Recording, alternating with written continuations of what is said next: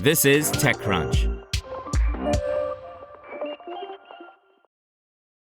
Nature-based carbon removal startup Chestnut Carbon has raised $160 million in Series B financing, the company told TechCrunch. The startup buys marginal and degraded farmland, plants them with native trees, and harvests the resulting carbon credits. Carbon credits have become a hot commodity, especially among tech companies looking to offset skyrocketing emissions caused in part by the breakneck expansion of data centers serving cloud and AI customers.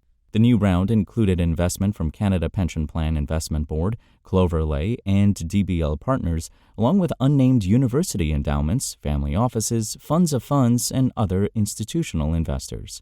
For Chestnut Carbon, the $160 million is actually a somewhat modest sum. When the company was founded, private equity firm Kimmeridge capitalized it by pledging up to $200 million. The firm typically invests in oil and gas companies, but managing partner Ben Dell saw an opportunity to stake a claim in the growing carbon credit market. To make it happen, he acquired Forest Carbon Works, a startup founded by Kyle Holland that helped families manage their forests to sell carbon credits. Holland continued with Chestnut, where he's currently chief product officer. With Chestnut, the team expanded their focus to include projects developed by the company, not just managing existing forests. Chestnut currently owns more than 35,000 acres of marginal and degraded farmland and pasture in the southeastern United States.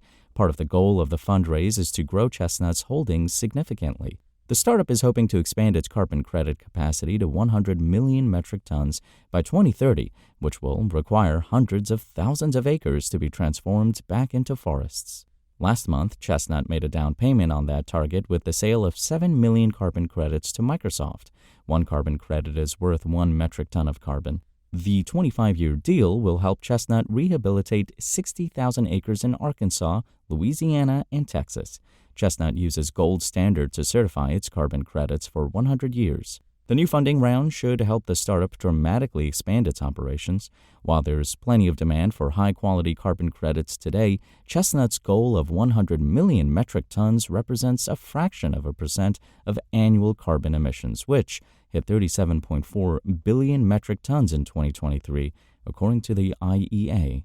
Still, if Chestnut can secure its foothold in the carbon credit market, afforestation and reforestation hold great potential to rein in the effects of climate warming pollution. A study in 2019 found that the world can support 2.2 billion acres more forests than it has today. Once those forests matured, they would hold 205 billion metric tons of carbon, or about a quarter of the carbon currently in the atmosphere.